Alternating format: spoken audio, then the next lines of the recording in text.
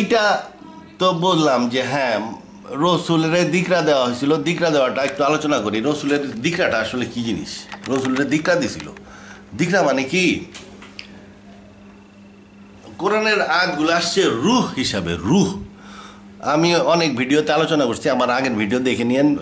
বিশেষ করে ওই এটা অনেক ভিডিওতে পাবেন। সূরা ফাতিহা হলো আমার মূল বেসিক। সূরা ফাতিহার ভিডিওটা দেখে নিন, ওর মধ্যে রূহ কি তা বিস্তারিত আলোচনা করা আছে এবং আরও ভিডিওতে আলোচনা করা আছে। কবর আযাব ইল্লিন সিজ্জিন, ওখানেও আমি রূহ নফস সম্বন্ধে একটু আলোচনা করছি, কিন্তু ভালো করে আলোচনা করছি সূরা ফাতিহায়। সূরা ফাতিহা আমার মূল ভিডিও আর কি। ওইটি হলো আমার ভিত্তি, বক্তৃতার ভিত্তি। সূরা ফাতিহা যে দেখে নাই, সে শুনে নাই, সে আমার বক্তৃতা শোনা মানে এটা সময় নষ্ট করা। তো যাই হোক, সূরা ফাতিহা দুইটা ভিডিও আছে আমার, 1 আর 2, ওইটা দেখতে হবে। ওটার মধ্যে আমি রূহ নফস আলোচনা করছি। রূহ হইল ফোর্স ফিল্ড। ফোর্স ফিল্ড এই যে আমি যদি ওয়্যারলেসে বলি কিংবা যে কোনো একটা মনে করেন মোবাইল ফোনের মধ্যে বললাম হ্যালো, এই মোবাইল ফোন থেকে যে ইলেকট্রোম্যাগনেটিক ওয়েভগুলা গেল, এই যে ওয়েভটা উড়ে চলে গেল অ্যান্টেনাতে হয়ে হয়ে মনে করেন মানিকগঞ্জে যায়, আর এক মোবাইলে যায়, সে রিসিভ করলো, সে শুনতেছে হ্যালো।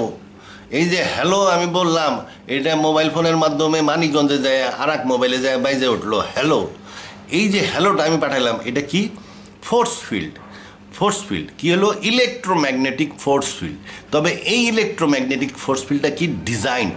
আমি যখন মুখ দিয়ে কথা বলছি, এটা মাইক্রোফোনের মধ্যে যায় ডিজাইনিং হয়েছে, তারপরে এটাকে পাওয়ার বাড়ানো হয়েছে, তারপরে এটাকে ব্রডকাস্ট করা হয়েছে অ্যান্টেনা দিয়ে, প্রপাগেট করে দেওয়া হয়েছে স্পেসে, তারপরে ওইটা আর এক অ্যান্টেনাতে রিসিভ হয়েছে, ট্রান্সমিট হয়ে ওই মানিকগঞ্জের অ্যান্টেনায় গেছে, ওখান থেকে মোবাইল ফোনে গেছে।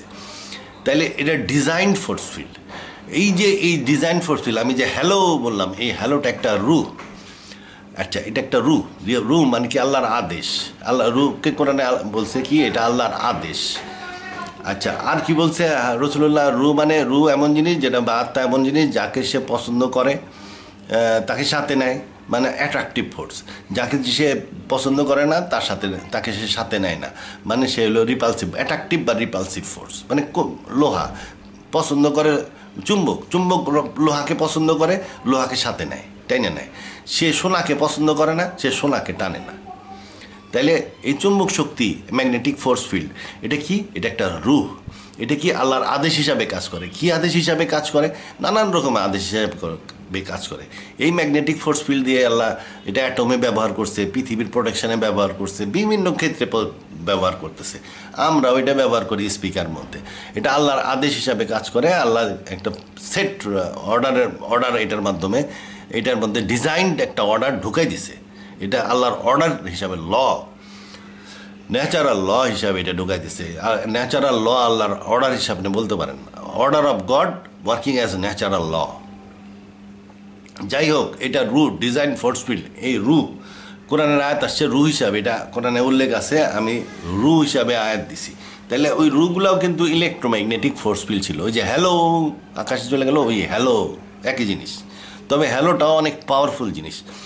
রূহ আসছে অনেক কম পাওয়ারে, কারণ আল্লাহর কাজ অনেক কম। এই যে আমাদের ব্রেন ইলেকট্রিক পালসে চলে, কিন্তু সেই ইলেকট্রিক পালসের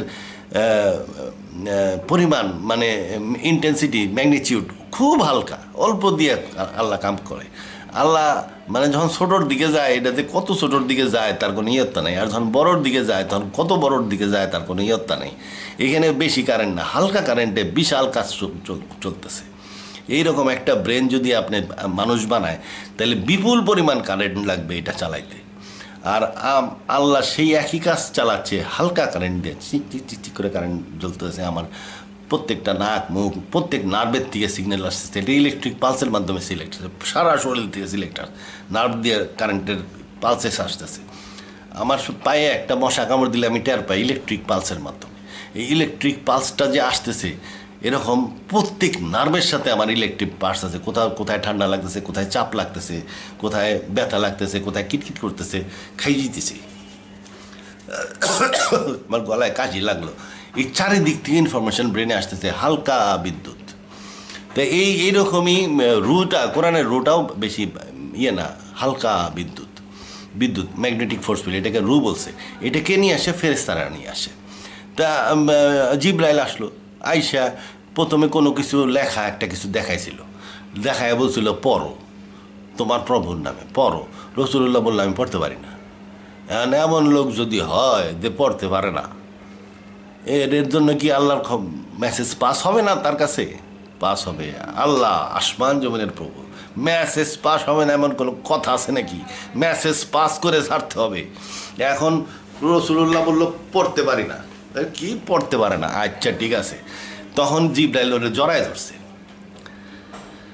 জিব্রাইল জড়ায় ধরবে কেন? ও জোতা জড়ায় ধরে না। জিব্রাইলের এই ধরনের ধর্মীয় কাজে প্রত্যেকটা জিনিস, আর যেগুলো নাকি ট্রান্সমিট হয়ে আমাদের কান পর্যন্ত পৌঁছাইছে, কারণ আছে, কিছু বোঝার জিনিস আছে ওর মধ্যে। এই জন্য ওটা ট্রান্সমিট হইতে হইতে আজ পর্যন্ত আমি জানি যে হীরা পর্বতের গুহায় জিব্রাইল রসুলরে জড়ায় ধরছিল।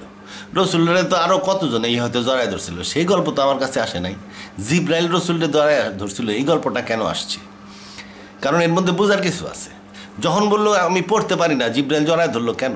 জিব্রাইল কিন্তু একটা ডাক্তার টাইপের ফেরেশতা, বিশাল ডাক্তার। এরা মিরাজের আগে রসুলরা একবার অপারেশন করছেন, ছোটোবেলায় একবার অপারেশন করছেন।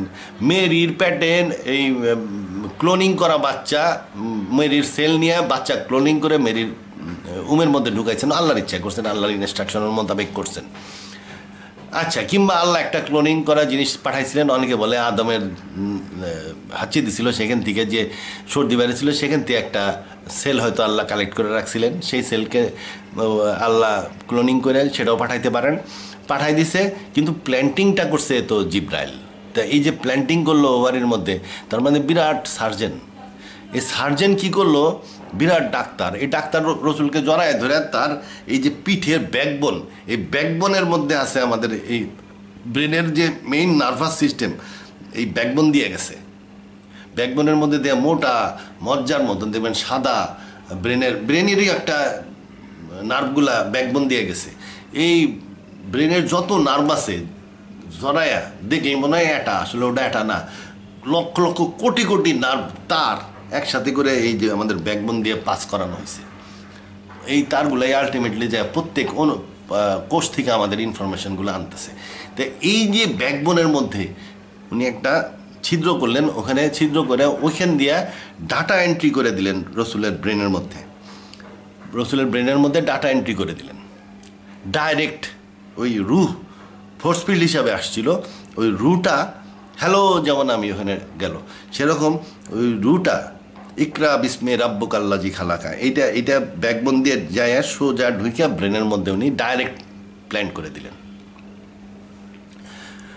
এখন ব্রেনের মধ্যে যদি ডাইরেক্ট প্ল্যান করতে হয় তাইলে কি লাগবে? ব্রেনেও কিছু রিসিভিং সিস্টেম লাগবে। আপনার একটা ব্রেনে আমরা কান দিয়ে শুনি, সেইটা মেমোরিতে যায়, নাক দিয়ে ঘ্রাণ নেই সেটাও মেমোরিতে যায়, চোখ দিয়ে দেখি এটাও মেমোরিতে যায়, এই যে ত্বক দিয়ে অনুভব করি এটা মেমোরিতে। তাহলে কান দিয়ে শুই না মেমোরিতে যাওয়ার একটা লাইন করে রাখছে আল্লাহ, চোখ দিয়ে দেখে মেমোরিতে যাওয়ার লাইনও করে রাখছে, নাক দিয়ে শুইয়ে মেমোরিতে যাওয়ার লাইন করে, সব লাইন করা আছে। মানে পিঠের ব্যাকবোন দিয়ে যদি কেউ ডাটা ঢুকায় দেয়, ব্রেন ডাটা, রুহ brain data electromagnetic designed electromagnetic force field which is designed as brain data। তো এই ব্রেন ডাটা যদি ব্যাকবোন দিয়ে ঢুকানো হয় তাইলে ওটা রিসিভের একটা সিস্টেম লাগবে। ওই দিক থেকে তো রিসিভ করার কথা না, ওটা তো একটা ওয়েব পালস হিসাবে ওটা পরিবর্তিত হয়ে হিট ওয়েব বা অন্য কিছু হয়ে যাওয়ার কথা। কিন্তু ওটা রিসিভ করলো কেন? তার মানে এখানে আরও কিছু করছিলেন ব্রেনের মধ্যে উনি। তাহলে ব্রেনের মধ্যে আমার যা মনে হয় ডাটাবেস ঢুকাই দিয়েছিলেন, পুরা কোরআন শরীফের ডাটাবেস রসুলের মাথার মধ্যে ঢুকানো ছিল আগেই। এই আলিফ লাম মিম এগুলা ওই ডাটাবেসেরই অংশ। যাই হোক, ডাটাবেস ঢুকাইছেন এবং ডাটাবেসের সাথে ওই প্রথম আয়াতগুলা ঢুকাইছেন। এখন এরপরে যেহেতু ডাটাবেস ঢুকানো ছিল, এরপরে এমন সময় ছিল রসুল্লাহর কাছে একসাথে 2-3টা সূরা নাজিল হয়েছে, কিন্তু কোনো সূরার সাথে কোনো সূরা মিশে নাই, কারণ ডাটাবেস আছে। এখান দিয়ে যে অন্যান্য ফেরেশতা পরবর্তীতে সময়ে যখন অন্যান্য ফেরেশতা এখান দিয়ে তার ডাটা এন্ট্রি করত, তখন যে সূরার যেখানে যাওয়ার কথা ডাটাবেস অনুযায়ী সেই সূরা সেখানেই চলে যেত। আর এই জন্য এটা মিক্স আপ হয় না। এই যে ডাটাবেস এটাকে দিক্রি বলা হয়, দিক্রি আর স্মরণিকা, এটাই স্মরণ করাই দিত সঠিক সিকোয়েন্সে। আর এই যে এখান দিয়ে যে রাস্তাটা তৈরি করলো জিব্রাইল, এই রাস্তাটা এখানে ব্যাকবোনের উপরে ফুলে উঠছিল। এই ফুলে ওঠা জায়গাকে বলতো মোহরে নবুয়াত, মোহরে নবুয়াত। জিব্রাইল প্রথমবারে এসে ডাটা এন্ট্রি করে মোহরে নবুয়াত প্রস্তুত তৈরি করে দিল। এখান দিয়ে আবার মাথার মধ্যে একটা ডাটা বেজো প্রোগ্রাম ঢুকাই দিল। আচ্ছা, দিয়ে উনি চলে গেলেন। এখন এই যে রাস্তাটা তৈরি করলো, পিঠের উপরে ফুলে উঠলো, মোহরের নবুয়াত, রাস্তাও তৈরি হইলো, প্রথম আয়াতগুলা ঢুকলো, ডাটাবেস ঢুকলো। এরপরে কি হলো, কিছুদিন সময় দরকার ছিল এটা সেটেল হওয়ার। একটা অপারেশনের পরে একটা মানুষ ভালো হইতে তো 3 মাস সময় লাগে। এই জন্য রসুলের কাছে এরপরে অনেক দিন পর্যন্ত, বেশ কয়েক মাস যাবৎ কোনো আয়াত আর আসে নাই, কারণ এগুলো সেটেল হওয়ার দরকার ছিল। এরপর যখন সেটেল হয়ে গেল, রেগুলার আয়াত আসা শুরু হইলো। যত দিন যেতে লাগলো তত ভারী ভারী আয়াত আসা শুরু হইলো। তা এইটাই হলো দিকরি। এই দিকরিতে, রসুল্লাহর দিকরিতে, এই জন্য রসুল্লাহ বলছে তুমি, তোমার ব্রেনে ডাইরেক্ট ডাটা ঢুকানো হচ্ছে, তুমি ব্যস্ত হইয়া ঠোঁট নাইরা মুখস্থ করার চেষ্টা করতে পারবে না, এটা ব্রেনের মধ্যে ঢুকে গেছি, ইহা বলতে পারবে না, চেষ্টা করলেও বলতে পারবে না। যে আয়াত যখনই আসুক না কেন, ওটা ঠিক যেখানে সেট হওয়ার কথা ডাটা বেজ অনুযায়ী সেখানে সেট হয়েছে। এবং রসুল্লাহ যখন পড়তেন তখন কোরআনের সিকোয়েন্স অনুযায়ী পড়তেন। ওনার চেষ্টা করে বাইর করতে হইতো না যে কোন সূরা আগে কোন সূরা পরে, সেটই তো ব্রেনে ওইভাবে সেট হয়ে রয়েছে। ফাতিহা আগেই সেট হয়েছে, যেটা যেখানে সেট হওয়ার সেটা সেখানে যায় সেট হচ্ছে তার, কারণ ডাটা বেস ঢুকানো আছে। এখন খালি আয়াতগুলো আসতেছে, আয়াতগুলা কে আসছে, প্রথমে জিব্রাইল আসছে, জিব্রাইল আইসা এই চ্যানেল করে থুয়ে গেছে, আর ডাটা বেস দিছে, আর প্রথম 5-6টা আয়াত ঢুকাই দিয়ে গেছে, ইকরা বিসমি রব্বিকাল রাজি। এরপরে যত ফেরেস্তা আসছে সবগুলো ছোটো ছোটো ফেরেস্তা আইসা শুধু ওই কয়েকটা আয়াত নিয়ে আসতো, এখান দিয়ে ঢুকাই দিত। ঢুকাই দিলে এটা ব্রেনে চলে যেত। রসুল্লাহ ঠিক যে সিকোয়েন্সে পরে যখন পুরা কোরআন শরীফ নাজিল হয়ে গেল, তখন যেটা যেখানে থাকার কথা সেই আয়াতটা সেখানেই ছিল, উল্টাপাল্টা হয় না এই রসুলের। তা যাই হোক, এইটাকে দিকরি বলা হয়। এইটাই হলো দিকরি, যে স্মরণিকা, মানে স্মরণ করার ক্ষমতা, স্মরণ করার প্রোগ্রাম। আর এইটা কী হবে, রসুল্লাহ বলছে তোমার ঠোঁট নাড়াইতে হবে না, মুখস্থ হয়ে গেছে, ওটা বলার সম্ভব না। আর তুমি কি করবা, আমার যখন কাজ হয়ে যাবে তখন তুমি এটাকে লিতুবাইয়া না করবা। আর যারা শুনবে, মুসলমান যত আছে এই তখনকার দিনে আর আজকে 1400 বছর পরে এখনও, এরা কী করবে, ইয়াতা ফাক্কারও না করতে থাকবে, ফাক্কারও না, ফকরামি করতে থাকবে। ফাক্কারও না মানে তর্ক বিতর্ক কইরা, ডিবেট, ডিসকাশন, কিয়াস, ইজমা, আচ্ছা এইগুলা কইরা বুঝবে। এই বুঝাটাই হলো আমাদের কাজ। ডাইরেক্ট বুঝাই দিলাম আর আমি বুঝে গেলাম, উয়াতে ভালো হইতো না। এই বক বক বক বক বক বক বক করে করে যে বুঝতেছি, এই বোঝা হয়েছে অনেক ভালো বোঝা। একটা লোক যখন অনেক চিন্তা ভাবনা কইরা কষ্ট মষ্ট কইরা বোঝে, তখন তার বোঝাটা পাকা হয়। যথেষ্ট, কিন্তু লোকে কোরআনকে যথেষ্ট মনে করে না, কারণ তারা কোরআন বোঝে না। এবং লোকজন বলে রসুলের এবং বলে যে হাদিস ছাড়া কোরআন কেমনে বুঝবো, হাদিস ছাড়া কোরআন কেমনে বুঝবেন, হাদিস ছাড়া কোরআন বুঝবেন আপনার মাথা দিয়ে। আল্লাহ আপনাদের একটা মাথা, মস্তক দান করেছে, সেই মস্তক দিয়ে কোরআন বুঝতে হবে। এবং বুঝতে ভুল হইলে আল্লাহ বলেছেন, ভালো মতন সঠিক বুঝলে ফার্স্ট ডিভিশনে পাস, ভুল বুঝলে সেকেন্ড ডিভিশনে পাস। অতএব আপনার যে আল্লাহ মস্তক দিয়েছেন, সেই মস্তকটা দিয়ে কোরআন বুঝতে হবে। এবং আল্লাহ রসুলকে স্পষ্টভাবে নিষেধ করে দিয়েছেন, তুমি কোরআন ব্যাখ্যা করবা না। এই আয়াতটা হুজুররা বলে উল্টাইয়া। আমি এটারে আপনার ওয়ার্ড টু ওয়ার্ড ট্রান্সলেশন দেখাচ্ছি। And we send down to you the remembrance, দিকরা দিছে রসুলকে। দিকরাটা কি, এটা কোরআন না, এটা দিকরা কী জিনিস সেটা আমি পরে বলতেছি। That you may make clear. এখন মেক ক্লিয়ার এখানে লেখছে ট্রান্সলেটার, এটা ভুল ট্রান্সলেশন। মেক ক্লিয়ার আমার মনে হয় ভুল ট্রান্সলেশন, কিছুটা ভুল আর কি, হালকা ভুল, বড় ভুল না মনে হয়, বড় না। আমি তো কোরআনটা আরবি জানি না, তবে এটুকু আমি বুঝতেছি যে মেক ক্লিয়ার এটা না, লিতু বাইয়া না, বয়ান করা, আমরা বলি না বয়ান করা, এই বয়ান করবা। লিতু বাইয়া না, লিতু মানে ইউ মে, ইউ মে, বাইয়া না মানে বর্ণনা করবা। এই বর্ণনা না লিখছে মেক ক্লিয়ার, মানে তুমি ব্যাখ্যা করবা। ব্যাখ্যার কথা আল্লাহ বলেন নাই, বলছে তোমার দিকরা করছি, তুমি লিতু বাইয়া না করবা, মানে তুমি বর্ণনা করবা। যেটা দিকরা তোমার স্মরণের মধ্যে যেটা ঢুকাই দিছি, সেটা তুমি বইলে দিবা, মানে আবৃত্তি করে শোনাবা, বয়ান করবা। বয়ান, লিতু বাইয়া না, তুমি বয়ান করবা টু দ্য ম্যানকাইন্ড, মানব জাতির কাছে, what has been send down to them, তাদের কাছে যা পাঠানো হয়েছে সেটা, অ্যান্ড দে মে রিফ্লেক্ট, তারা এইখানে যে ওয়ার্ডটা আছে ইয়াতা ফাক্কারুনা, এটা অনেক রকমের অর্থ হয়।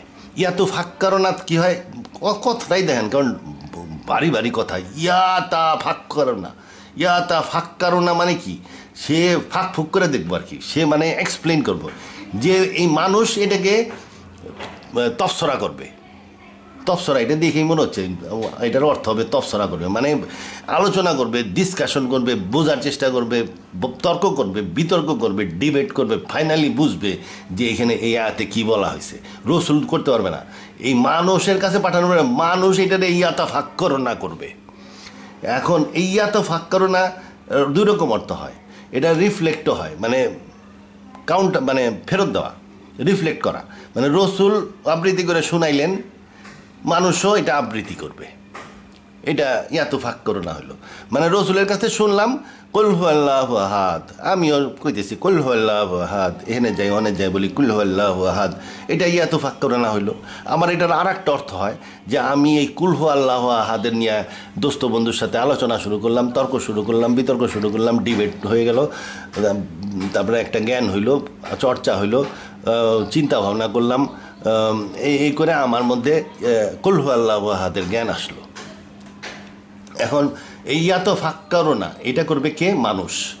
তাহলে রসুলের কাজ কি, ওনারে দিকরা দেওয়া হয়েছে, ওনার কাছে আয়াত আসবে, উনি লিতু বাইয়া না করবেন, মানে উনি বয়ান করবেন, আর মানুষ কি করবে, ইয়াতা ফাক্কুরানা করবে। ইয়াতা ফাক্কুরানা মানে যাই হোক, আমি আরবি জানি না, আপনারা শুনে নিন। ইয়াতা ফাক্কুরানা কার করবে, মানব জাতি। এই যে আমি বসে বসে কী করতেছি, ইয়াতা ফাক্কারোনা করতেছি, আমার ফাক্কারোনার মধ্যে অনেক ফকরামি করতেছি আর কি, ওই ধরনের কথাই বাংলায় কয় না, ফক্কর, এই ফকরামি করতেছি, মানে আমি নানান রকমের কথা কইতেছি আয়াতের উপরে। এই কথায় আর একজন আবার উত্তর দিতেছে কমেন্টে লেগে, শালা বান্দর, এটা উল্টাপাল্টা কথা কসকে, এই জানোস না হাদিস, জানোস না আলেম না কিছু না, তুই খালি কোরআন শরীফের কথা কস। আমি আবার কই যে না, আমি কম না কে, আমি কইতেই থাকি, আর এই যে ও উল্টা কাউন্টার করতে থাকে, আবার আলোচনাও করে। আমার দোস্ত বন্ধু আশেপাশে যারা দেখে, আমার কাছে আসলে আর কোনো কথা নাই, কোরআন নিয়ে বিতর্ক শুরু করে দেয়, এই ফকরামি, মানে ইয়াতো ফাক্কারোনা। তো ইয়াতা ফাক্কারোনা মানুষের কাজ, আর রসুলের কাজ হলো দিকরাতে জ্ঞান আসবে, উনি লিতু বাইয়ানা করে দিবেন, আর মানুষ এটাকে ইয়াতো ফাক্কারোনা করবে। এই আয়াতের মানে হলো এটা। আর হুজুররা বলবে যে রসুলকে দেওয়া হয়েছে দিকরারে, বলবে তারা কোরআন, রসুলরা দিয়েছে কোরআন, উনি কি করবেন, উনি এটাকে ব্যাখ্যা করে শোনাবেন।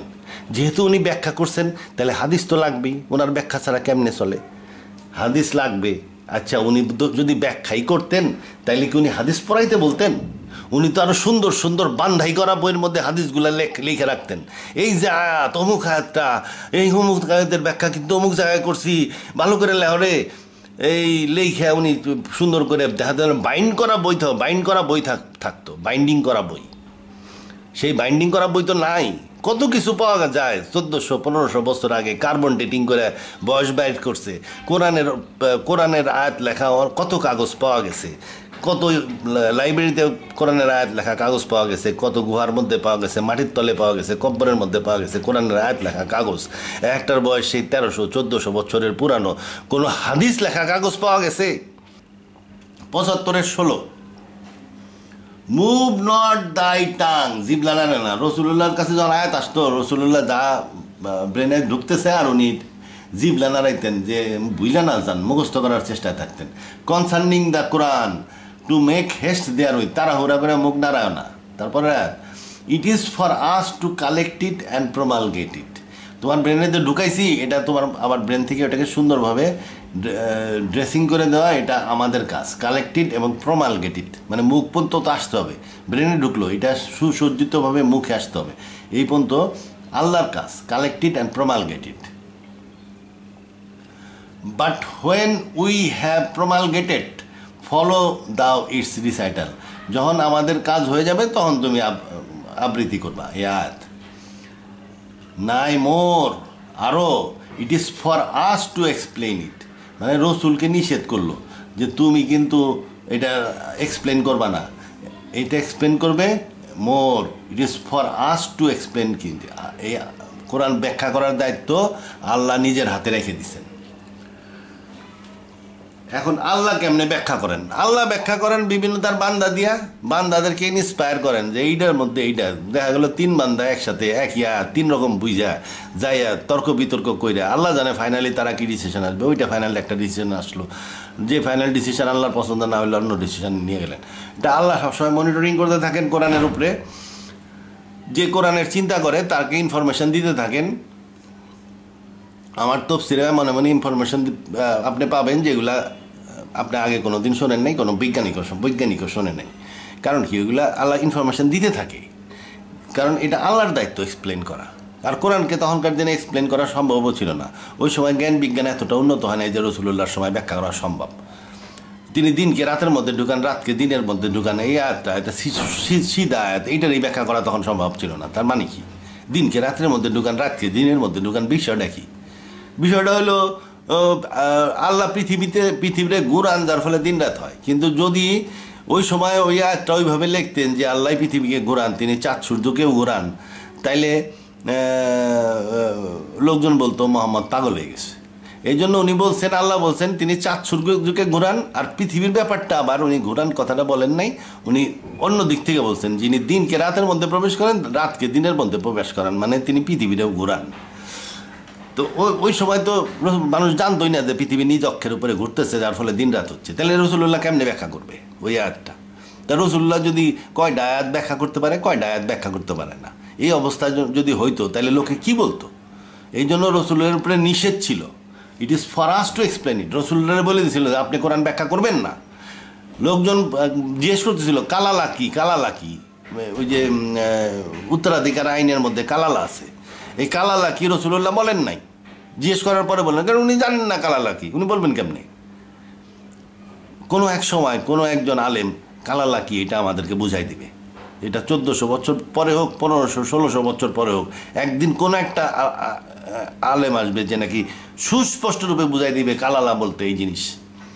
ততদিন পর্যন্ত আমরা ডাউটের মধ্যেই থাকবো, কারণ আমরা জানি না আসলে কালালা এক্সপ্লেন করা যায় না, কালালা কাহাকে বলে। আচ্ছা, এগুলো আল্লাহর কাজ। রসুলরে আল্লাহ বলছেন যে তুমি যদি উল্টাপাল্টা কিছু কও, আমি তোমার ডাইনার ধরে গাড়ের রক টান দিয়ে ছিনালাই দেবো। এখন একটা লোকরে যদি বলা হয় যে আমি তোমার কোরআন দিলাম, আর যদি তুমি উল্টাপাল্টা কিছু কও, একেবারে কিন্তু কোনো কথা নেই, হাতে হাতে টান দিয়ে গাড়ের রকটা ছিনালাই দেবো। সেই লোকের পক্ষে কি ব্যাখ্যা করা সম্ভব? সেই লোকটার পক্ষে ব্যাখ্যা করার একেবারে অসম্ভব। রসুলরে কোরআন দিছে আল্লাহ, দিয়ে কইতেছে যদি ধর্ম সম্বন্ধে কিছু বলো উল্টাপাল্টা, আমার নামে বানায় যদি কিছু বলো, বা যদি কিছু একটা বলো, আমি তোমার ঘাড়ের রক টান দিয়ে ছিড়ালাই দেবো। তাইলে তার জন্য বুদ্ধিমান লোক, রসুল্লাহ অতি বুদ্ধিমান লোক ছিলেন। বুদ্ধির কাজ কি? কিছুই না বলা, চুপ করে থাকা। রসুল্লাহ কোরআনের সম্বন্ধে কিছুই বলতেন না। সাধারণত মসজিদে নববীতে উনি চুপচাপ বসে থাকতেন, ধর্ম সম্বন্ধে বলতেন না। জেহাদ সম্বন্ধে, জেহাদে যাইতে হবে, এটা করতে হবে, এটা করতে হবে, অমুকে টাকা নাও, ওই টাকা কালেকশন করো, চান্দা নাও, অমুকের কাছ থেকে উঠ নাও, অমুকের কাছ থেকে তাবু নাও, অমুকের কাছ থেকে খাওয়া নাও, এই সব জিনিস উনি ব্যাপক আলোচনা করতেন। কোরআনের আয়াতের এক্সপ্লেন করতেন না। এমনকি নামাজ কেমনে পড়তে হবে, রোজা কেমনে পড়তে হবে, এইগুলো তিনি বিস্তারিত বলেন নাই। কারণ একটু উল্টাপাল্টা হয়ে গেলে আল্লাহ দেখা গেল টান দিয়ে গানের রকটা ছিঁড়ে ফেলাই দিয়েছেন। তা এখন রসুল অনেক বড়, অনেক সম্মানী, অনেক সম্মানী। আমাদের তুলনায় রসুল মানে হিমালয় পর্বতের চেয়ে উঁচা, কিন্তু আল্লাহর কাছে তো কিছুই না, কিছুই না, নাথিং। মানব জাতি কিছুই না, পুরা মানব জাতি আল্লাহর কাছে কিছুই না। নিমিষে বলতে পারে যে দূর, এটা ভালো না, টিপে সব শেষ করে দিল, আদি থেকে অন্ত পর্যন্ত সব ডিলিট করে দিতে পারে, ডিলিট, ইতিহাস পর্যন্ত থাকবে না। এই জন্য রসুল্লাহ কথা বলতেন না। সাহাবীরা, তাহলে সাহাবীদের মধ্যে ধর্মীয় আলোচনা কেমনে হইতো? এটা এই চল এখনো মসজিদে নববীতে যদি যান আপনি যায় দেখবেন এই চল আছে। এখনো মসজিদে নববীতে যায় দেখবেন যে ইমাম সাহেব নামাজ পড়ানোর পরে ইমাম সাহেব চলে যায়, ওই রকমভাবে রসুলও চলে যেতেন কিংবা বসে থাকতেন ওখানে। দেখবেন ওইখানে অনেক বড় বড় মৌলানারা ছোট ছোট জটলা করে করে মানুষের সাথে ধর্মীয় আলোচনা করে। That is the process. নিজেরা আলোচনা করতে হবে, ফাঁক করোনা করতে হবে ওই ছোট ছোট গ্রুপ করে। মসজিদে নবীতে এই প্র্যাকটিস এবং মক্কায় এখনও ওই প্র্যাকটিস আছে। ইমাম সাহেব নামাজের পরে দেখবেন ছোট ছোট গ্রুপ করে বসে লোকজন ধর্মীয় আলোচনা করে, কোরআনের আলোচনা করে, বিভিন্ন ইসলামের আলোচনা করে। এইটাই হলো পদ্ধতি, যে মানুষ আলোচনা করবে, মানুষ আলোচনা করে কোরআনকে বুঝবে, সেই বোঝাটা হবে অনেক বড় বোঝা। আর যদি ওই বুঝাই দিয়ে গেল আর আপনি শ্রবণ করলেন, ওই বোঝানো আর শ্রবণে এফেক্ট হয় না বেশি।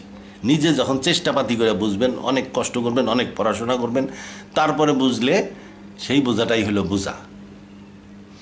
এই হুজুররা কি করে, হাদিস কিছু মুখস্থ করে, হাদিস পড়ে, কোরআন পড়ে না, হাদিস পড়তে মুহাদ্দিস হয়ে নামের শেষে লিখে দিল আলেম। মানছে কয় যে হ্যাঁ আপনি আলেম, দেখবেন টিভিতে দেখবেন, ভিডিওতে দেখবেন, অন্য লোকরা বলতেছে তারে আপনি তো আলেম, আপনার সম্মান আছে। কিন্তু মনে মনে কয় না, কিন্তু মনে মনে কয় তুমি আমার ঘোড়ারান্ডা। মুখে বলে আপনি আলেম, আপনাকে আমি সম্মান করি, আসলে কোনো লোক সম্মান করে না, কারণ আপনি খালি হাদিস জানেন। কোরআন হাদিস দিয়ে বোঝা যায় না। রাসূলুল্লাহ হাদিস কোরআন ব্যাখ্যা করেন নাই, আপনি কেমনে কোরআন হাদিস দিয়ে কোরআন ব্যাখ্যা করবেন? কোরআন বুঝতে হইলে 1 নম্বরে জানতে হবে রসুলের জীবনী, 2 নম্বরে জানতে হবে ইসলামের ইতিহাস জানতে হলে লাগবে জিওগ্রাফি, আপনার জিওগ্রাফির উপরে পড়াশোনা লাগবে। আর কোরআনের মধ্যে জিওগ্রাফির সাথে লাগবে ডেমোগ্রাফি, মানুষ কোথায় কী আছে, কেমন আছে, এটা জানতে হবে। হিস্ট্রি, জিওগ্রাফি, ডেমোগ্রাফি কোরআনের মধ্যে ভর্তি সায়েন্সের আয়াত। আপনার বেসিক সায়েন্সের স্টুডেন্ট হলে ভালো হয়। ফিজিক্স, কেমিস্ট্রি, বায়োলজি আপনার জানতে হবে। ফিজিক্স, কেমিস্ট্রি, বায়োলজি যদি ডিটেল নাও পড়েন, জেনারেল সায়েন্স হিসাবে পড়তে হবে মূল জিনিসগুলা, ফিজিক্স, কেমিস্ট্রি, বায়োলজি। এরপরে আপনার পড়তে হবে কসমোলজির উপরে ভালো জ্ঞান থাকতে হবে, তাহলে কিয়ামত সম্বন্ধে যেসব আয়াত আছে সেসব কিছুই বুঝবেন না।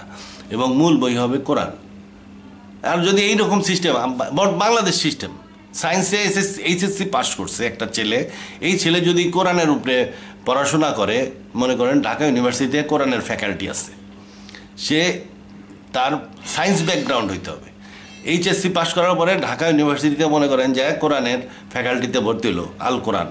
এই আল কোরআনের ফ্যাকাল্টিতে তার মেইন সাবজেক্ট হবে কোরআন, সাবসিডিয়ারি সাবজেক্ট থাকতে হবে history, geography, demography, general science. সে যদি সায়েন্সের স্টুডেন্ট হয় তাহলে জেনারেল সায়েন্স নিতে হবে না, কসমোলজি, তারপরে রসুলের জীবনী, বায়োগ্রাফি এবং হাদিস। এই সব কয়টা যখন সে জানবে, এই জানার পরে সে কোরআন অ্যানালাইসিস করবে, তারপরে বলবে আমি আলেম। ইয়েস, আলেম তারে বলে। খালি হাদিস পড়ছে, খালি হাদিস পড়ে বলতেছে আমি আলেম, মাইনসে বলতেছে আপনি আলেম, আপনার কত সম্মান, মনে মনে বলে না। পৃথিবীর কোনো দেশে আলেম হওয়ার জন্য, কোনো ধর্মের আলেম এত সহজে হওয়া যায় না। একজন আয়াতুল্লাহ হইতে গেলে 15-16 বছর পড়াশোনা করতে হয়। তারা কি পড়ে? হাদিস পড়ে না। History, geography, demography, cosmology, physics, chemistry, biology সব পড়ে তারা। নাইলে কোরআন বোঝা যাবে না। আপনি ডারউইনিজমের বিরুদ্ধে কাউন্টার করবেন কেমনে? আপনি দোজক রিলেটেড আয়াতগুলা বুঝবেন কেমনে? আপনি কোরআন বুঝতে গেলে ভাস্ট নলেজ দরকার। আমি 30 বছর পইরাও এই কোরআন বোঝার চেষ্টা করতেছি। কোরআন রিলেটেড পড়াশোনা করি আমি ছোটোবেলার থেকে। আমি ক্লাস 5-6 পড়া অবস্থায় আমি বাংলা কোরআন পাইছি। ওর পরের থেকে আমি কোরআন, যেখানে যে পড়াটা পড়লে কোরআন বুঝতে সহজ হবে সেই পড়াগুলাই পড়ি। এই পড়াই যদি আমি 30 বছর পরেও পড়া শেষ করতে পারি না। আপনি এই 5 বছর মুহাদ্দিস হইয়া নিজের নামের শেষে আলেম লিখে দিচ্ছেন। একজন আয়াতুল্লাহ হইতে পড়াশোনাই করতে হয় 10-12 বছর। এরপরে আরও পড়াশোনা আছে, মার্জাটার আরও বড় বড় কী সব যেন হয়। তারা একটা পাদ্রী হইতে গেলে, আমি খুলনায় এক চার্চে গেছি একটা বাইবেল আনার জন্য চার্চে গেছি। দেখি 35 বছরের একটা ফাদার। আমি দেখে হা হয়ে গেছি। আমি বলি আপনি ফাদার? বাঙালি ফাদার, বয়স 35 বেশি না, ইয়াং। আপনি ফাদার? বলে যে হ্যাঁ আমি ফাদার। আমি তখন উনি বুঝছে বিশ্বাস করতেছি না।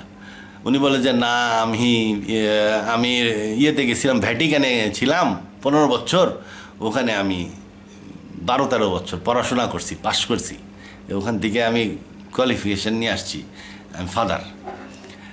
তখন আমি বিশ্বাস হলো যে না, একজন ফাদার হইতে গেলে 10-15 বছর পড়াশোনা করতে হয়, এবং তারা পড়ে না এমন কিছু নাই। আপনি কোরআনের উপরে মাস্টারি করবেন, আপনার অনেক রকমের, বাইবেল পড়ে না, বাইবেলের উপরে তো আপনার সাবসিডিয়ারি সাবজেক্ট হিসাবে বাইবেল থাকতে হবে, সাবসিডিয়ারি হাদিস থাকতে হবে, সাবসিডিয়ারি সাবজেক্ট হিসাবে আপনার জেনারেল সায়েন্স থাকতে হবে, যার মধ্যে ফিজিক্স, কেমিস্ট্রি, বায়োলজি আপনি কভার করে যেতে পারেন। আপনার হিস্ট্রি জানতে হবে, আপনার জিওগ্রাফি জানতে হবে, আপনার ডেমোগ্রাফি জানতে হবে, আপনার কসমোলজি জানতে হবে। এরপরে আপনি কোরআনের উপরে ব্যাখ্যা বিশ্লেষণ শুরু করতে পারবেন, এবং ব্যাখ্যা বিশ্লেষণ করতে করতে করতে করতে যখন পুরো কোরআনটাকে আপনি বুঝবেন যে হ্যাঁ, আমি এখন ফাইট করতে পারি যে কোনো লোকের সাথে, যত বড় আসুক না কেন, কাট করে চিৎ করে ফেলাই দেবো, কারণ কোরআনের ওই জিনিস আছে। যত বড় আইনস্টাইন আসুন, টাক্কা দিয়ে চিত হয়ে পড়ে ও আর উঠার মতন ক্ষমতা থাকবে না। কোরআন এমন একটা জিনিস, ওই লেভেলে যখন যখন যাবেন তখন আপনি বলবেন আমি আলেম। এই 5 বছর পইরা মৌসো গজাই নাই ঠিক মতন, উনি ডিগ্রি লাগাই ফেললাম আলেম। আচ্ছা যাই হোক, আলেম হইলে অসুবিধা নেই, আমার চিন্তা আসে। তা এখন এই আয়াতটা দেখলেন, এই আয়াতটা আমি দেখিতে, এইটা আলোচনা আয়াতটা মাঝখান দিয়ে গেল থাইমা। আচ্ছা, এখানে কি বললো? It is for us to collect it and promulgate it, মানে ছোট তাড়াতাড়ি না, আমরা এগুলো ঠিকঠাক করে দেবো, যখন এটা ঠিকঠাক হয়ে যায় তখন তুমি এটা পড়বা, আবৃত্তি করবা। এই হ্যাঁ এত বললো, নাই মোর আরও, it is for us to explain is, মানে তুমি এক্সপ্লেন করবা না, আমি এটার এক্সপ্লেন করবো। আমি তোমার মাথার মধ্যে এটা ঠিকঠাক করে দিব, তুমি তারপরে তোমার কাজ হলো শুধু আবৃত্তি করে শোনানো, আবৃত্তি করে শোনাই দিলা। তারপরে কি ব্যাখ্যাকে করবে আল্লাহর দায়িত্ব। আল্লাহর অনেক বান্দা আছে, তারা ব্যাখ্যা করে, এটা বিভিন্ন সময় ব্যাখ্যা হয়ে আসতেছে। এই ইবনে কাসির, জালালি, বিভিন্ন রকমের লোক আছে, আমিও একটা তফসিল লিখে ফেলছি।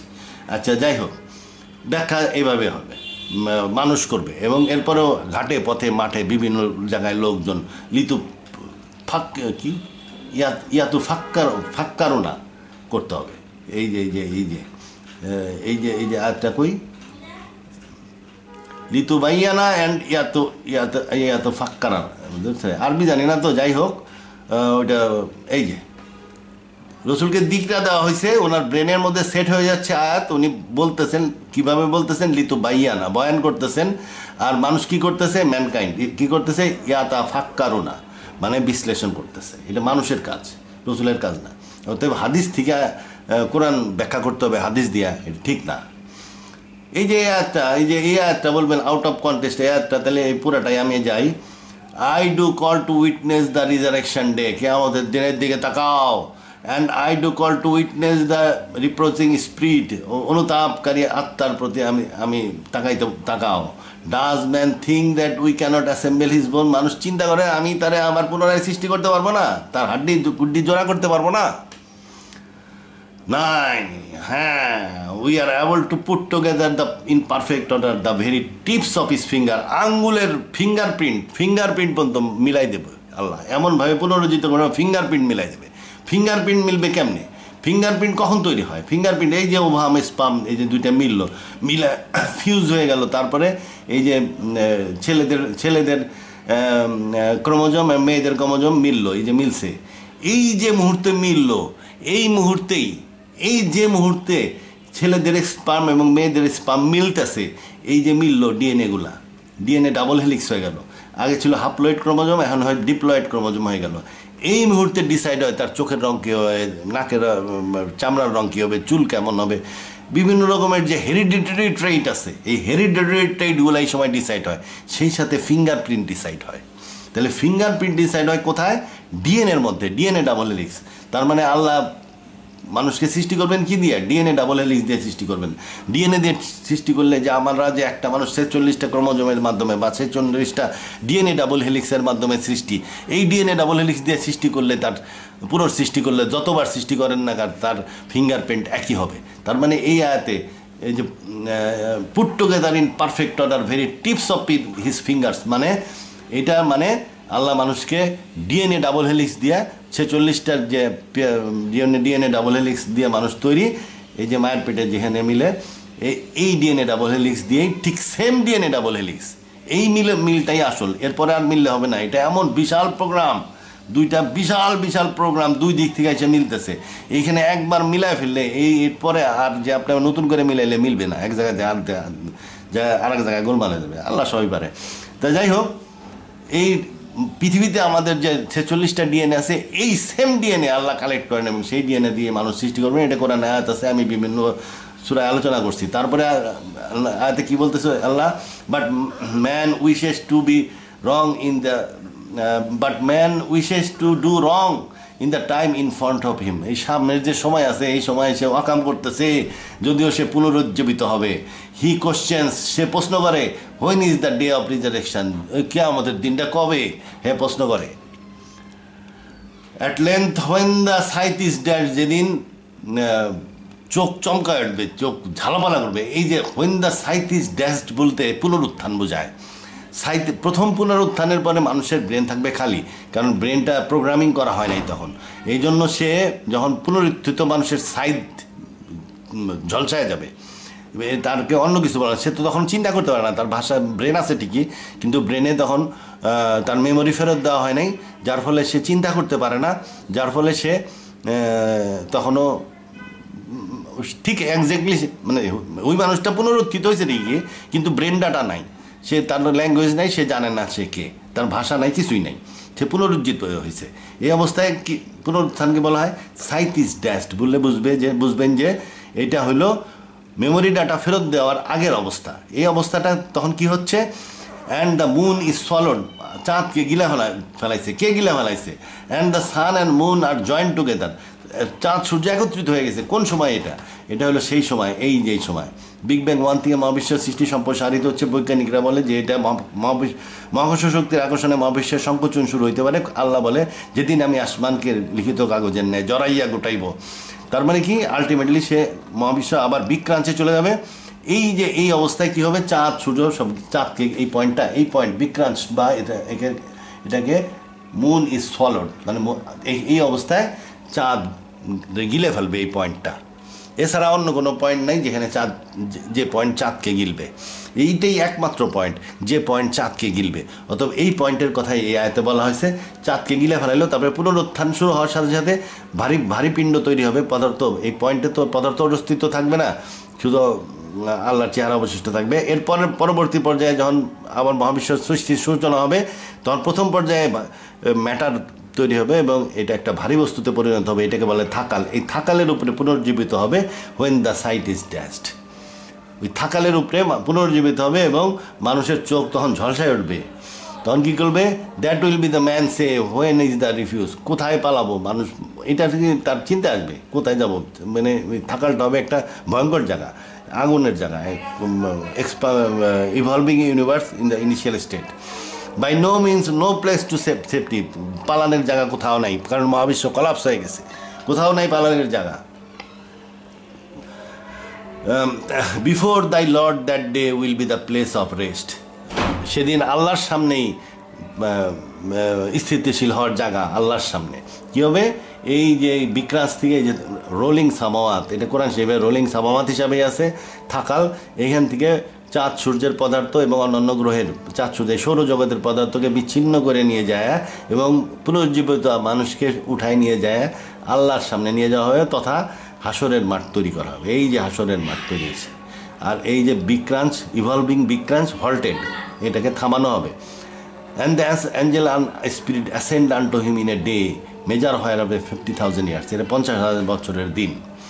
আচ্ছা, যাই হোক, that day will man be told what they put forward and what they put back, বিচার হবে। Man will be evidence against himself, মানুষ তার নিজের বিরুদ্ধে সাক্ষ্য দিবে। কারণ কি? কারণ হইল, আমি আর বলতেছি, man will be evidence against himself, মানুষ নিজেই নিজের বিরুদ্ধে সাক্ষ্য দিবে। Even though he war to put his excuse, যদিও তার এক্সকিউজ করার কথা, এই তুমি চুরি, আল্লাহ বললো তুমি চুরি করছো, সে মানুষটা বলবে না আল্লাহ আমি কোনোদিন চুরি করি নাই, সাথে সাথে আবার বলবে না আমি চুরি করছি অমুক দিন অমুকের বাড়ি, অমুক দিন অমুক দিন অমুকের বাড়ি, অমুক দিন অমুক বাড়ি, অমুক দিন অমুকের বাড়ি, অমুক দিন অমুকের বাড়ি, অমুক দিন অমুক বাড়ি, পুরা চুরির ইতিহাস সে বলতে থাকবে, তার মুখ দিয়ে বাইরেতে থাকবে। এই জন্য man will be evidence against himself. আল্লাহ জিজ্ঞেস করলো তুমি কি চুরি করছো? না আল্লাহ আমি জীবনে চুরি করি নাই। হ্যাঁ চুরি করছি, পুরা মুখ দিয়ে বাড়িতে থাকবে। কেন? কারণ আল্লাহ মানুষের ব্রেন তৈরি করছে, আর ব্রেনের কন্ট্রোল পুরোপুরি আল্লাহর উপরে, ব্রেনের কন্ট্রোল পুরাপুরি আল্লাহর উপরে। আমি এই কম্পিউটার থেকে যা ইচ্ছা তাই বাইর করতে পারি, যে কোনো ভিডিও চালাই দিতে পারি, কারণ আমার কাছে কন্ট্রোল আছে। আমি কোনো এক মানুষ এই কম্পিউটার তৈরি করছে, আমি এটার উপরে কন্ট্রোল আছে। আল্লাহ ব্রেন তৈরি করছে, ব্রেনের কন্ট্রোল পুরাপুরি আল্লাহর উপরে। এই কথা এখানে বলা হয়েছে, man will be against himself. এটা কি হয়, ব্রেন ডাটা, আল্লাহ ব্রেন ডাটাও কালেক্ট করে। It is he who does take your soul, প্রত্যেক রাতে জান কবজ করেন, and have knowledge of all that you have done by day. সারাদিন কী করছো সমস্ত মেমোরি একটা ডিভাইন পেন ড্রাইভ দিয়ে, ঐশী পেন ড্রাইভ দিয়ে নিয়ে আল্লাহ লোহ মাহফুজে রেকর্ড করে রাখেন। প্রত্যেক মানুষের নামে একটা ফাইল আছে, সেই ফাইলে প্রত্যেক মানুষের ডেইলি ব্রেন ডাটা জমা হইতে থাকে। এবং এই ব্রেন ডাটা কী করবে আল্লাহ, কী করবে এখানে লাস্টে, ইন দ্য এন্ড, শেষে, আনটু হিম উইল বি ইয়োর রিটার্ন, তুমি তার কাছে ফেরত যাবা। দেন উইল হি শো, দেখাবে ওই ভিডিও চালাইয়া। আর ব্রেনের মধ্যে দিয়ে ব্রেনকে এক সুইচ চাপে দিলে আপনি বলতে থাকবেন না আল্লাহ চুরি করে নেই না, অমুক দিন অমুক করতে থাকবেন আর কি, এরকম অবস্থা। Man will be against evidence against himself, কারণ তার ব্রেন তো আল্লাহর, আল্লাহ কন্ট্রোল, পুরা কন্ট্রোল আল্লাহর। মুভ নট ইয়ার, এখন এরপরে রসুলকে বলছে, এই যে ব্রেনের কন্ট্রোলের কথাটা বলার পরে তারপরে রসুলকে বলতেছে, move not your tongue concerning the Quran to make haste there with, তুমি তোমার জিভলা তাড়াতাড়ি নাড়ায়ও না। It is for us to collect it and promulgate it, তোমার ব্রেনে এটা সুন্দর করে সেট করে দেওয়া, এটা আমার কাজ। কারণ ব্রেন, আল্লাহ তো ব্রেনের উপরে পুরা কন্ট্রোল আছে, এটা রসুলকে এখন বলতেছে, এটা আমার কাজ। But when we have promulgated it follow the its recital, তুমি এটা অনুবাদ করো। Nay more, it is for us to explain it, এটা কিন্তু তুমি ব্যাখ্যা করতে পারবা না, ব্যাখ্যা আমি করব। নাই বাট ইয়ে লাভ দ্য ফ্লিটিং লাইফ, এই ভাসমান জীবনকে তোমরা পছন্দ করো। And leave alone the hereafter, এবং পরকালেরকে ছেড়ে দাও। Some faces that day will beam, সেদিন কোনো চেহারা আলোকে উজ্জ্বল থাকবে। Looking towards their lord, and some faces that day will be sad and dismal. In the thought that some break, চিন্তায় যে ভারী বোঝা তাদের উপরে এসে পড়তেছে। And there will be a cry, when reaches to the, পৃথিবীতে যখন আত্মা কলার বনের কাছে এসে ঠেকে। And there will be a cry, who is the magician, কে বাঁচাইতে পারবে, কোন ম্যাজিশিয়ান বাঁচাইতে পারবে। And he will conclude that it was the time of parting, এবং শেষ পর্যন্ত সে বুঝতে পারবে যে সে মরে যাচ্ছে। And one leg will be joint with another, দুই পা লম্বা হয়ে যাবে। That day the drive will be to the Lord, সেই দিন তোমার ড্রাইভ, ওই তোমার আল্লাহর দিকে ড্রাইভ শুরু হবে, ড্রাইভ শুরু হইতে থাকবে। এই ড্রাইভের আলোচনা আমি করছি কিছুটা, কতটুকু জানি, ঘোড়াডান্ডা জানি, ওটা আমার পরে দেখে নিয়েন। এই ইয়ের মধ্যে কী বলার নাম, ওইটার নাম হইল ওই কবরা দাবি লিনসিলের উপরে ভিডিও আছে আমার, ওইটার উপরে বলেন যে হাদিস ওহিয়ে মাতলু, আবার গাইরে মাতলু যেন কি বলে, এটা বলা খুব বড় ধরনের গুনাহ। হাদিস ওহি না, ওহি আসছে রূহ হিসাবে, কোরআন আসছে রূহ হিসাবে।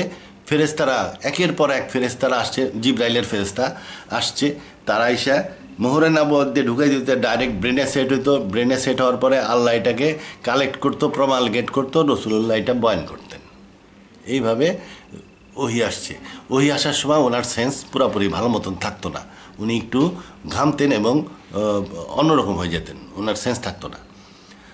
আচ্ছা, এইটা হলো ওহি বা আয়াত আসছে ওইভাবে, কোরআন নাজিল হয়েছে ওইভাবে।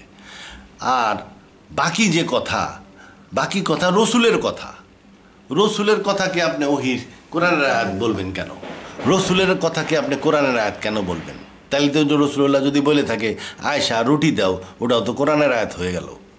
তাইলে কোরআনের আয়াতের সাথে আপনি রসুলের দৈনন্দিন জীবনের কথা, সে যত ভালো কথাই কোক না কেন, ওটা আয়াত না, ওটা রসুলের পার্সোনাল কথা, ব্যক্তিগত কথা,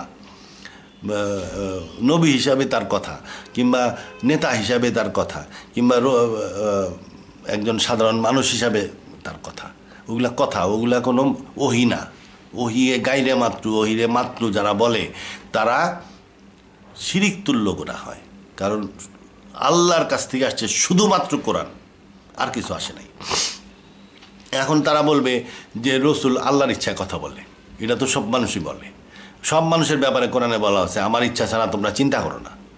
আমি যে চিন্তা করলাম আজকে আমি চুরি করব, এই চিন্তাটা আল্লাহর ইচ্ছা ছাড়া আমি করি নাই,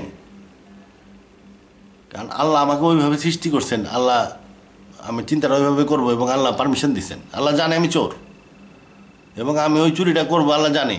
এবং ওই চুরিটা যদি আমি না করতে পারি পরের 2 দিন আমি না খায় থাকবো, এটাও জানে। এই জন্য ওই চিন্তার পারমিশন আল্লাহ দিছে, আমার চুরি করার সুযোগ আল্লাহ দিচ্ছে। আমি যাই চুরি করতেছি ওই 2 দিন আমার চলতেছে এইভাবে। তাইলে আল্লাহর ইচ্ছা ছাড়া তো মানুষের চিন্তা করে না।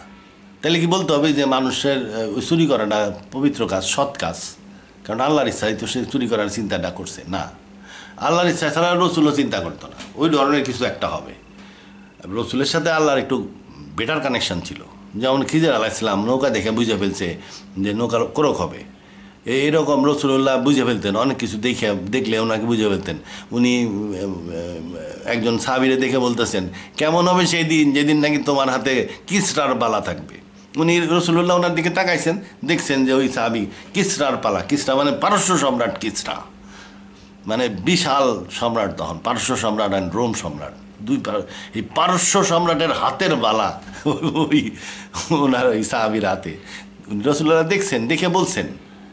এবং সত্যি সত্যি একদিন জিহাদের এক পর্যায়ে আইসা ওই পারস্য সম্রাটের বালা মদিনায় পাঠানো হয়েছে এবং ওই সাহাবীর হাতেই গেছে। ওই সাহাবী ওইটা পরে ঘুরছেন, রসুল্লাহ বাস্তব দেখে ফেলতেন অনেক কিছু। উনি ওই যে খিজির আলাইহিসসালাম যেমন নৌকা দেখে বুঝে ফেললেন যে নৌকা বাচ্চা ক্রোক করবে, ওর চেয়ে অনেক হাই লেভেলের ওনার অবস্থান। উনি অনেক কিছু বুঝতেন, অনেক কিছু দেখতেন, ফিউচার দেখতে পারতেন, দূরের জিনিস দেখে ফেলতে পারতেন। একজন মক্কার বিজয়ের প্রস্তুতি চলতেছে, একজন সংবাদ পাঠাইছিল, উনি দেখে ফেলছেন ও জায়গাতে যাচ্ছে, বলছেন, ওইভাবে নিয়ে আসছে। আবার কখনো কখনো দেখতে পারতেন না, আল্লাহ হয়তো একটা ঘটনা, একটা শিক্ষামূলক ঘটনা ঘটাবেন, এই জন্য রসুলকে ওই ইনফরমেশনটা দেন নাই। শিক্ষামূলক ঘটনার জন্য রসুলকে ওই ইনফরমেশান দেন নাই, মনে করেন রসুল্লাহ রুট চুরি হয়ে যাবে, এটা একটা শিক্ষামূলক ঘটনা ছিল, এই উনি ওই ইনফরমেশান দেন নাই। ওইটার উপরে আয়াত নাজিল হয়েছে, আয়েশা রাদিয়াল্লাহু রয়ে গেছে, লোকজন তার খাটিয়া উঠায় নিয়ে রওনা দিছে। রসুল্লাহ বোঝেন নাই ওইটা, কারণ ওইখানে আয়াত নাজিল হবে, ওই ঘটনার উপরে আয়াত নাজিল হবে, আসিদর রামেরা দাও। তা এইখানে রসুল্লাহকে ইচ্ছা গোপন রাখা হয়েছে রসুলের কাছে। আবার অনেক কিছু আছে রসুল্লাহর কাছে গোপন রাখা হয় নাই। কিছু কিছু হাদিস আছে, যেমন নাকি ধরেন ভবিষ্যতের হাদিস, ফিতনার হাদিস, এগুলা কিন্তু রসুল্লাহকে হয় রসুল্লাহ ইলহামের মাধ্যমে জানছে, কিংবা ভীষণের মাধ্যমে জানছে, কিংবা জিব্রাইল বলছে। রসুল্লাহ মাঝে মাঝে রাত্রেবেলা বেড়ায় জিব্রাইলের সাথে গপ্প গুজব করতেন, ওইভাবে জানছে, যেমনি হোক ওইভাবে উনি জানছেন। সেইগুলো হলো ফিতনা, ভবিষ্যৎ সম্বন্ধে উনি যেগুলো বলছেন ওই হাদিসগুলো কিন্তু হাদিস না, ওগুলাকে হাদিসে কুচ্ছি ধরতে হবে। ওগুলা রসুল পড়ায় ফেলতে পারেন নাই, ওটার জন্য লেখার জন্য আলাদা লোক ছিল, তারা লিখে রাখছিল। এবং এই লেখার মধ্যে সবচেয়ে বড় লেখক ছিলেন হজরত আলী আনসারীরা, যেন মনে হয় লেখছিলেন। ওনার কাছে ফিতনা বিষয় যেসব নিকটবর্তী ফিতনা, যাতে হজরত আলীর বাচ্চা কাচ্চা মারা যাবে, সেই ফিতনার ঘটনা হজরত আলীকে পুরাপুরি মনে হয় রসুল্লাহ বলেন নাই, অন্যকে বলে গেছিলেন, নাহলে তো হজরত আলী ওই সময় কান্দাকাটি শুরু করে দিতেন। এই জন্য ওইগুলা মনে হয় আনসারীকে বলা ছিল। বাকিগুলা ভবিষ্যতের, মানে কিয়ামত কেমনে হবে, কখনো ওগুলো আলীকে উপস্থিত আরও সাহাবী ছিল যারা লিখে রাখছেন। তারপরে অনেক অতীতের ঘটনা যেগুলো এইসব ঐশীভাবে আল্লাহ স্পেশালি রসুলকে জানাইছেন, ওগুলাও হাদিসে কুদসি, যেগুলো আল্লাহর জবানিতে আছে। আমি মোটামুটি বলি, এই কিয়ামতের বর্ণনা বা হাসরের বর্ণনা, বেহেশতের বর্ণনা, দোজখের বর্ণনা, মিরাজের বর্ণনা, এগুলো হলো স্পেশাল হাদিস, কিংবা যেসব হাদিসে আল্লাহর জবানি ব্যবহার করা হয়েছে। যেমন আল্লাহ যখন কোনো বান্দাকে ভালোবাসেন, তখন আমি যখন কোনো বান্দাকে ভালোবাসি, মানে আল্লাহর জবানিতে হাদিসটা আসছে, এগুলা সবই হাদিসে কুচ্ছি, ওইভাবে জানানো হয়েছিল, অতএব এগুলো হাদিসে কুচ্ছি। এগুলো লেখার ব্যবস্থা ছিল, এগুলা কিন্তু তেমন এটা বিকৃত হয় নাই, এইগুলা ঠিক আছে, ঠিক আছে। কিন্তু বাকি হাদিস কি করতে হবে, পড়তে হবে জ্ঞানের জন্য, মানে কোরআনটাকে বোঝার জন্য আপনি পড়তে পারেন, ইতিহাসের উপাত্ত হিসাবে পড়তে পারেন, কিন্তু ধর্ম হিসাবে পড়তে পারবেন না। ধর্ম না, ধর্ম শুধুমাত্র কোরআন। কোরআন থেকে এই আইন বের করতে হবে। আপনি যদি হাদিস থেকে আইন বের করেন তাহলে চুরি করলে তার হাত কেটে দেওয়া ছাড়া উপায় নাই। কিন্তু যদি কোরআন থেকে আইন বের করেন তাহলে হাত আঙ্গুল থেকেও কাটতে পারেন, কবজির থেকেও কাটতে পারেন, এখান থেকেও কাটতে পারেন। এটা বিচারক ডিসাইড করবে গ্রেভনেস অফ দ্য পানিশমেন্টের উপরে যে কোথার থেকে হাত কাটবে। আর ওই আয়াতের পরের আয়াতে লেখা আছে যদি অপরাধ করার পরে চোর অনুতপ্ত হয় তাহলে আল্লাহ তারে মাফ করে দেন। যদি আল্লাহ মাফ করে, যারা আল্লাহ মাফ করে দিচ্ছেন তার তো সাজা নাই, সাজা হবে না। এখানে জিনিসটা ইম্পর্টেন্ট, অপরাধ করার পরে, মানে সে চুরি করছে তারপরে অনুতপ্ত হয়েছে, তার মানে আল্লাহ মাফ করে দিচ্ছে, তার সাজা হবে না। যদি বিচারক কনভিন্সড হয় যে না এই লোকটা চুরি করে অনুতপ্ত এবং সে ভবিষ্যতে চুরি করবে না, তাহলে বিচারক তাকে শাস্তি দিবে না, দিতে পারবে না। কারণ বিচারক কনভিন্সড যে এই লোকটা অনুতপ্ত এবং সে আর ভবিষ্যতে চুরি করবে না, তাহলে সে ধমক টমক দিয়ে ছেড়ে দিল আর কি, যা বেটা, তাহলে সাজা হবে না, কারণ আল্লাহ মাফ করে দিছে। এখানে পয়েন্ট হলো ওই আয়াতে স্পষ্ট লেখা আছে যদি অপরাধ করার পরে যদি সে অনুতপ্ত হয়। ওই আয়াতে কিন্তু এটা লেখা নাই যদি শাস্তির পরে অনুতপ্ত হয়। হাত কেটে দাও প্রথম আয়াতে লেখা আছে, তারপরে আয়াতে কী লেখা দেওয়া ছিল উচিত ছিল, তারপরে আয়াতে লেখা ছিল হাত কেটে দেওয়ার পরে যদি সে অনুতপ্ত হয় আল্লাহ তার প্রতি ক্ষমাশীল, দয়ালু। কিন্তু তা তো লেখা নেই, লেখছে যদি অপরাধ করার পরে যদি অনুতপ্ত হয়, মানে অপরাধ করছে, চুরি করছে, তারপরে যদি ক্ষমতাপ্ত হয়, হাত তখনও কাটা হয় নাই। অপরাধ করার পরে অনুতপ্ত হইলে সে মাফ, যদি বিচারক যদি কনভিন্সড হয়। এখানে বিচারের উপরে অনেক পাওয়ার দেওয়া আছে, বিচার ঘটনা পরিস্থিতি সমস্ত কিছু বিবেচনা করে হাত এখান থেকেও কাটতে পারে, আঙ্গুলও কাটতে পারে, এখান থেকেও কাটতে পারে, এখান থেকেও কাটতে পারে, আবার মাফও করে দিতে পারে। এটা হলো আধুনিক ভালো বিচার। কিন্তু হাদিস অনুযায়ী গেলে তো আপনার অন্য কোনো উপায় নাই, খালি হাতই কাটতে হবে। তারপরে জেনার ব্যাপারে আমি বলছি, জেনা করলে আপনার সামনে সার করতে হবে, অর্ধেক মাটিতে পরে মেরে ফেলতে হবে যদি হাদিস অনুযায়ী যান। যদি কোরআনে তোটা নেই, কোরআনে হলো বিবাহিত মহিলা জেনা করলে দৌড়রা, অবিবাহিত মানুষ জেনা করলে কোরআনে বলছে তারা শাস্তি দাও, আর সে যদি তওবা করে তাহলে মাফ করে দাও, মানে কোনো সাজাই নাই। সে আপনার দইটা গ্রামের মানুষ ধরছে এক সামনে এক সেমরি, দুইজনে জঙ্গলে বসে বসে গপ মারতেছে, দইটা কান ধরে দুইটারে নিয়ে আসলো, নিয়ে এসে মাতব্বরের কাছে নিয়ে গেল, মাতব্বর থাপ্পড় দিবার গেছে, এই সময় সে কইল যে তবা তবা তবা আর গরম না, তবা করে হারাইছে, আর সাজা নেই, ধমক টামক দিয়ে বিদায়, আর কোনো দিন করিস না, এই ধরুন এই তো কোরআনের সাজা। এই ব্যাপারে আমি বিস্তারিত আলোচনা করছি, আমার একটা ভিডিও আছে কোরআনের নামাজ পর্ব 1, ওই কোরআনের নামাজ আলোচনা করতে দেয় যায় এই হাদিসের এই বিষয়গুলো আলোচনা করা আসছে। আরও অনেক হাদিস আছে, যেমন সম্পত্তি আইন, উত্তরাধিকারী আইন। আপনি মানে হাদিস লাগাইবেন কেমনি? একটা হাদিস লাগাইলে বিকৃত হয়ে যাবে, যে কোনো জিনিস লাগাইলে বিকৃত হয়ে যাবে। আর যদি হুবহু কোরআন অনুযায়ী যান, এটা একটা পারফেক্ট ত্রুটিবিহীন উত্তরাধিকার আইন কোরআনে দেওয়া আছে। মাত্র এতটুকের মধ্যে পুরা উত্তরাধিকার আইন আল্লাহ দিয়ে দিছে। এই জিনিসটাই যদি কোনো আইনজ্ঞরা লিখতো, এরকম মোটা এক বই হইতো, কিন্তু তা আল্লাহ লিখে দিছে 1 পৃষ্ঠার মধ্যে পারফেক্ট উত্তরাধিকারী আইন দিয়ে দিছে। এর মধ্যে কিছু বাড়ানোও জানায়, কিছু কমানো জানায়, লাইন টু লাইন আপনি যা বলছে তাই করতে হবে উত্তরাধিকারী আইনে। তালাক, কোরআনে যা বলছে সেই অনুযায়ী করবেন। তালাক 3 প্রকার, তালাকের উপরে আলাদা ভিডিও করবো। 3 প্রকার তালাক, না ওটা আলোচনা করবো না, অনেক লম্বা, তালাকের উপরে আলাদা ভিডিও করবো ইনশাল্লাহ। তাহলে যে কোনো ক্ষেত্রে আপনি কোরআনে গেলে আপনি অনেক বেশি ভালো আইন হবে। কোরআনের জন্য কোরআনের উপরে মাদ্রাসায় পড়াশোনা করাইতে হবে। মাদ্রাসায় একটা, আমি অনেক আগেই বলছি, একটা রিসার্চ সেল গঠন করতে হবে। তারা কোরআন ভালো করে বুঝতে গেলে কী কী বিষয় পড়াইতে হবে, সেই বিষয়ে কী কী সাবজেক্ট থাকবে, বইগুলো এগুলো সব তারা তৈরি করবে।